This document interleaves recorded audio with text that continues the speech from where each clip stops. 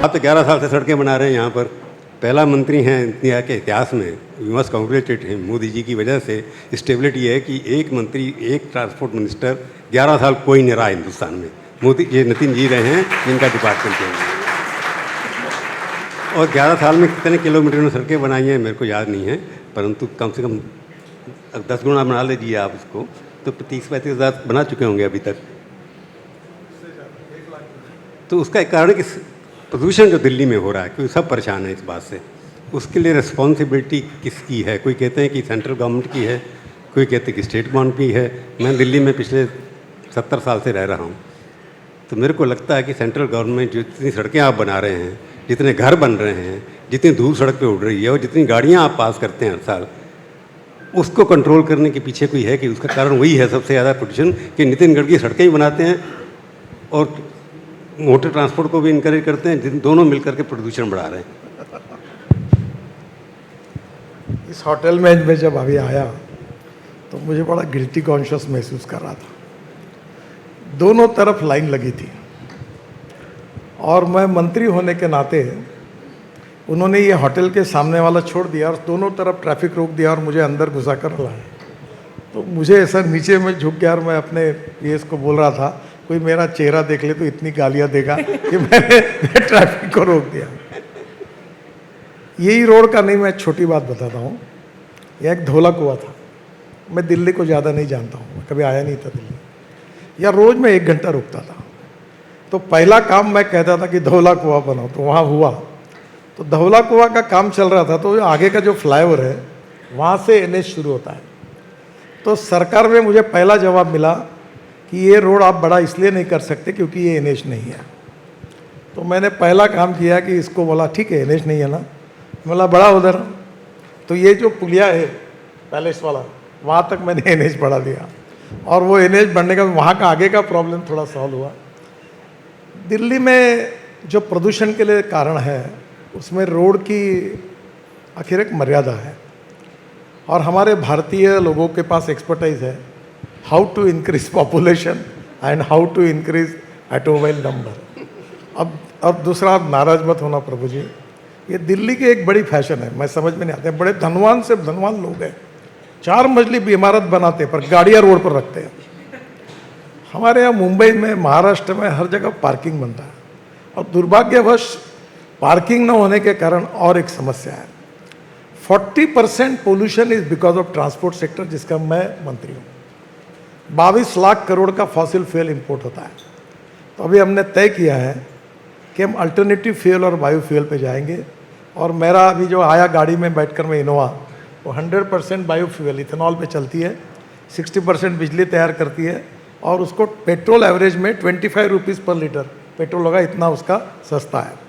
तो अब उसमें मैं बहुत प्रयोग कर रहा हूँ और वो एक्स्टैब्लिश हो गई। इलेक्ट्रिक की गाड़ी आई, इलेक्ट्रिक की बस आई, इलेक्ट्रिक की ट्रक आई।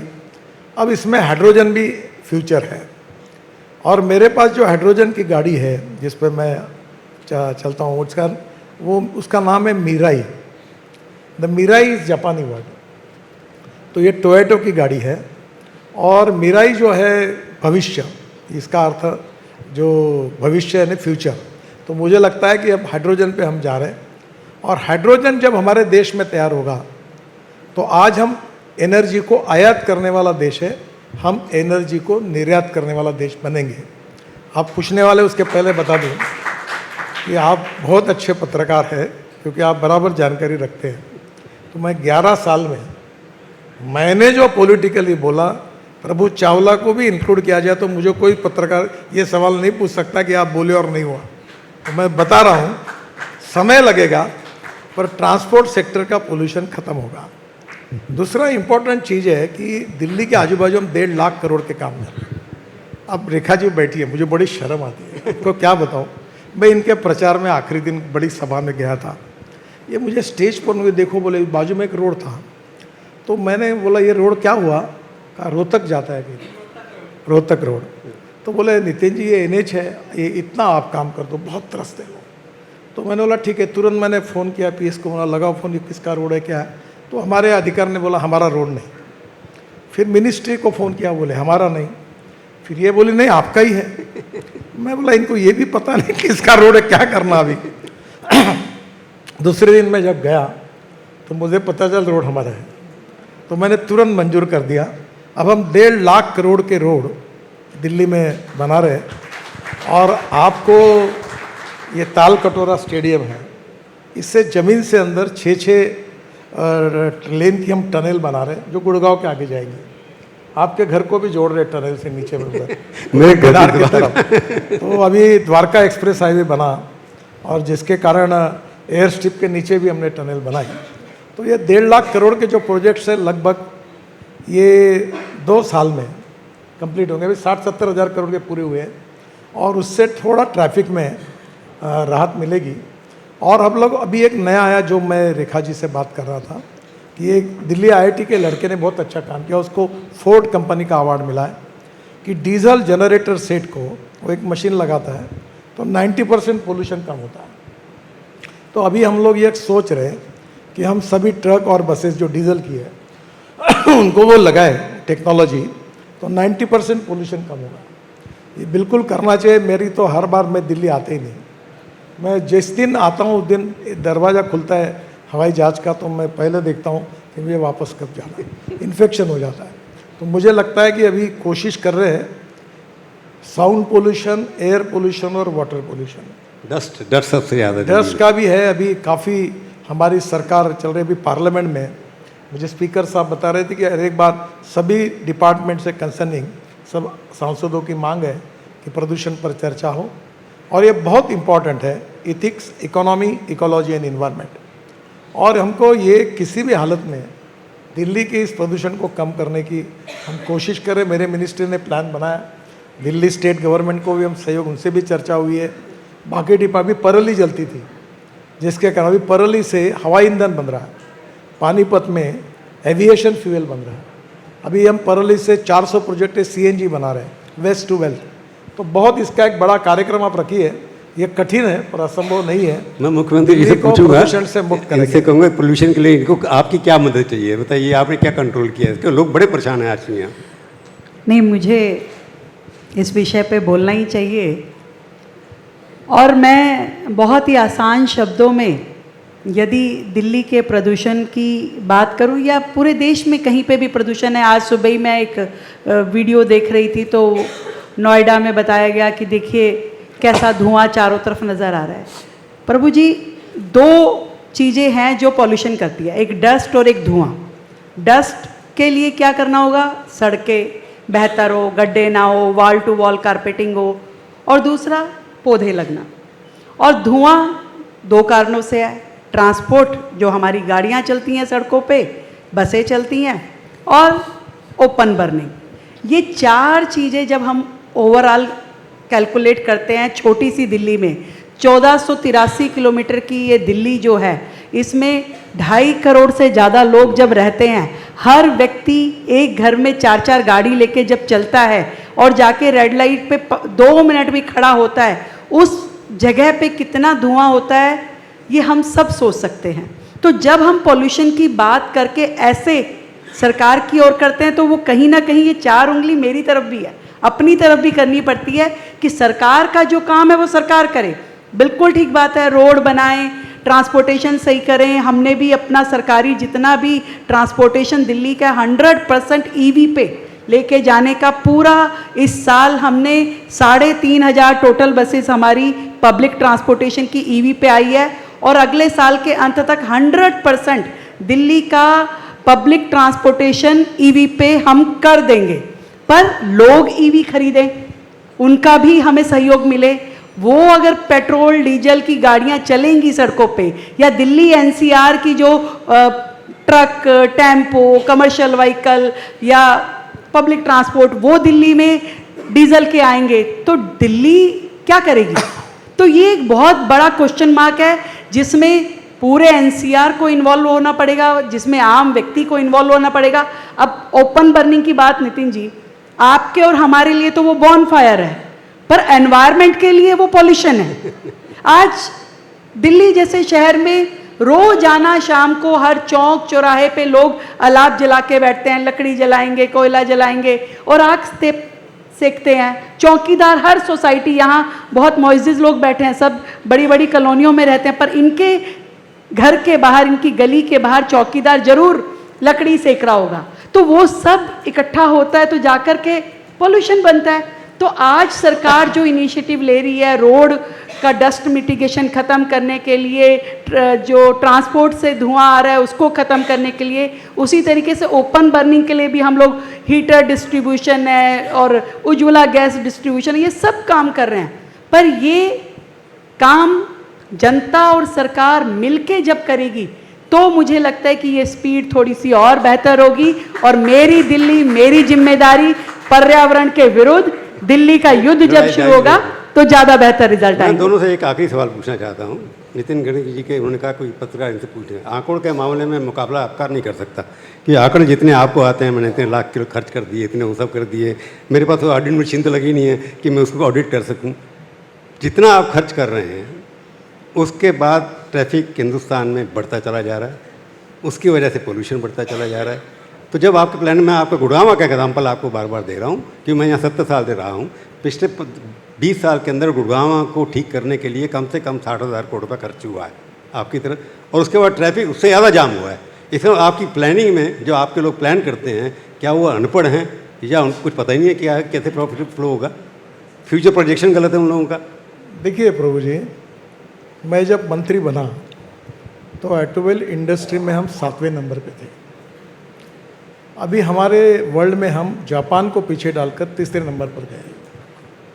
आप देखिए, ये इंडस्ट्री है जिसने 4.5 करोड़ युवाओं को जॉब दिया है। ये इंडस्ट्री है जिसने जीएसटी के रूप में भारत सरकार और राज्य सरकार को सबसे ज़्यादा रेवेन्यू दिया है। ये इंडस्ट्री है कि जो सबसे ज़्यादा एक्सपोर्ट करती है, और अभी हम 3रे नंबर पर है। हमारे इंडस्ट्री का साइज़ है 23 लाख करोड़। फर्स्ट नंबर पर USA 79 lakh crore, second China है, उनका 49 लाख करोड़, और अभी हमने तय किया है कि हम वर्ल्ड में पहले नंबर पर जाएंगे। ये मिशन उद्दिष्ट रखा है। अब मुझे बताइए कि आत्मनिर्भर भारत जब भी बनेगा, जब एक्सपोर्ट बढ़ेगा, रोजगार निर्माण होगा, ग्रोथ आएगी, पर कैपिटा इनकम बढ़ेगा, तो वाहन तैयार हो रहे, लोग ले रहे हैं। दूसरी बात, पहले ऐसी स्थिति थी कि एक घर में एक कार थी। अब एक घर में ऐसी बहुत सी दिल्ली में घर है कि घर में 5 लोग हैं और 9 कार है, कहीं कहीं 5 भी हैं, कई 5 भी है। अब प्रॉब्लम यह है कि देखो, एस्पिरेशंस होती है, कुछ बातें कहना आसान है। मैंने एक अभी स्क्रैपिंग पॉलिसी लाई है कि 15 साल के बाद गाड़ी को स्क्रैप करो। एक बहुत प्रसिद्ध कवि मेरे पास आए, हास्य व्यंग्य। ये भी दिल्ली गवर्नमेंट भी तो उसके खिलाफ है। नहीं, तो उन्होंने कहा कि गाड़ी मेरी अच्छी है, अब तुम बोलते स्क्रैप करो। कल बोला कि बीबी की एज हो गई, उसको भी स्क्रैप करो। तो उन्होंने मुझे, वर्ल्ड में कहीं और देश ऐसा है जिसमें स्क्रैप करते हैं लोग? हर देश में है, स्क्रैप नहीं करते। देखिए अभी जो 4 ट्रक जितना पोल्यूशन कर रहे हैं, उतना पोल्यूशन 10 साल पहले का 1 ट्रक कर रहा है।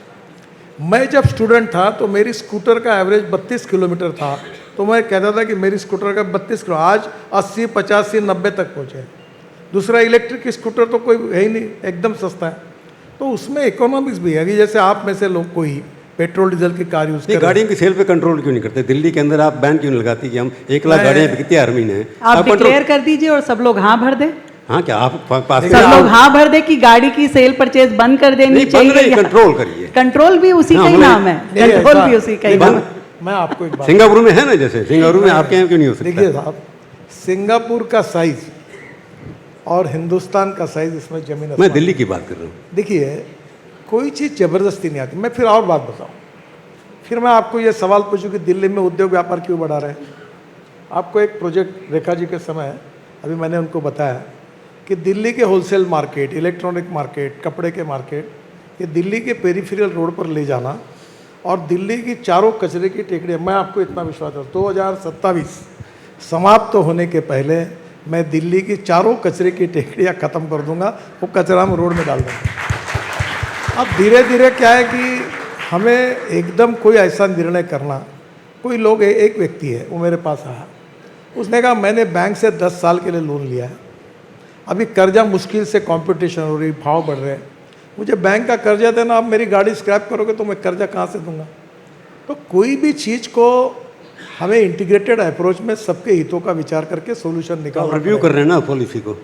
नहीं, अभी मुझे लगता है कि हम लोग इसमें मुख्यमंत्री निश्चित देखा व्याप यहाँ निकालेंगे। पर आप उसको बैन करो, कि उन्होंने ये कोर्ट सवाल में में मत बताओ। एप्लीकेशन किया उन्होंने। हमने वो भी लोग देखे जो उस समय 15 साल और 10 साल की गाड़ियां जब बंद हो रही थी आंसुओं से रोए कि ये गाड़ी हमें इतनी अजीज़ है, जो बुज़ुर्ग दंपतियां एक गाड़ी पे पूरा जीवन निकाल रही थी। तो हमने लोगों के हित में कोर्ट जाकर के कहा कि भाई पॉल्यूशन को क्राइटेरिया बनाइए, जो गाड़ी अगर पॉल्यूशन कर रही है Correct. वो एज कम भी हो तो उसको स्क्रैप होना चाहिए, और जब गाड़ी पॉल्यूशन क्रिएट नहीं कर रही है, उस आधार पे ठीक आ रही है, तो उसकी एज 15 से भी ऊपर हो तो उसको चलने दीजिए। रेखा जी, मतलब ये है कि गाड़ी की सेहत के ऊपर ख्याल रखना नहीं, चाहिए, नहीं, अभी- उम्र के ऊपर नहीं होना चाहिए। हाँ, सेहत पे। नहीं, पर प्रभु जी एक बात याद रखिए, आप भी एग्री करते हैं ना, गाड़ी की सेहत ठीक है तो फिर गाड़ी क्यों स्क्रैप करोगे, उसको जिंदा जला दोगे आप। सेहत गाड़ी की तय करना बड़ा कठिन होता है।